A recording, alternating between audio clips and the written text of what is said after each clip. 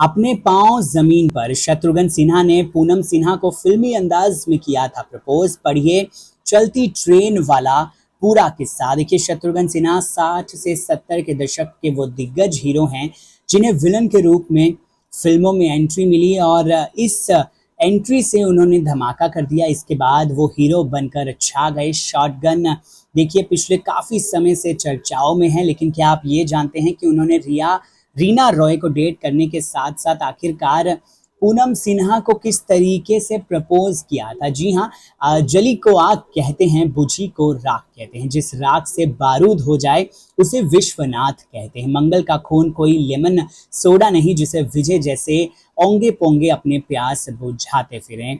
और ऐसी पता नहीं कितने ही डायलॉग्स हैं शत्रुघ्न सिन्हा के जो आज भी वो याद कर मुस्कुरा जाते हैं। शत्रुघ्न 70 से 80 के दशक के वो दिग्गज हीरो हैं जिन्होंने पर्दे पर देखिए कमाल कर दिया था। कालीचरण, इल्जाम मेरे अपने, असली नकली, काला पत्थर जैसी फिल्मों में नजर आए शत्रुघ्न सिन्हा को 2 बार प्यार हुआ।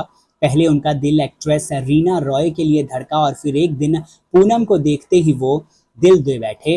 रीना रॉय संग उनके प्यार के किस्से तो आपने सुने होंगे, लेकिन क्या आप ये जानते हैं कि चलती ट्रेन में पूनम को शॉटगन ने फिल्मी स्टाइल में प्रपोज किया था। 15 जुलाई 1946 को बिहार के पटना में जन्मे शत्रुघ्न सिन्हा ने साल 1980 में पूनम चंडीर मानी से शादी कर ली। उनकी और पूनम की लव स्टोरी बेहद दिलचस्प है।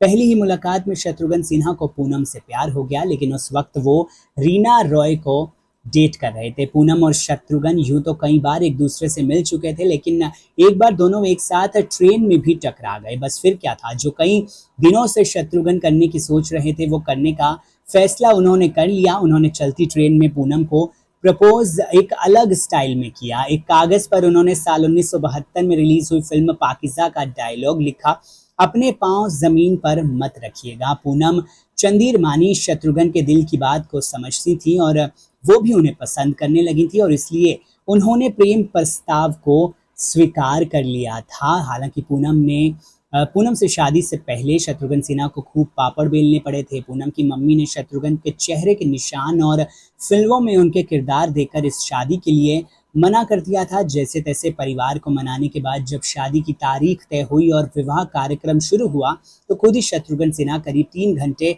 अपनी शादी में लेट हो गए। एक इंटरव्यू में शत्रुघ्न ने ये बात मानी थी कि शादी के बाद भी रीना के साथ उनके संबंध थे। वहीं पूनम ने भी कहा था कि वो अपने पति और रीना के अफेयर के बारे में सब कुछ जानती थी। इसके चलते दोनों में काफी टकराव भी हुआ था, लेकिन आखिरकार फिर सब ठीक हो गया था। शादी के बाद शत्रुघ्न के 2 बेटे लव और कुश और एक बेटी सोनाक्षी हुई। सोनाक्षी ने हाल ही में इंटरफेस शादी कर जहीर इकबाल को अपना हम सफर बना लिया। देखिए, शादी के बाद से सिन्हा परिवार लगातार सुर्खियों में भी बना हुआ है। इस दिलचस्प किस्से को लेकर आप क्या कहेंगे, कमेंट सेक्शन में जरूर बताइए।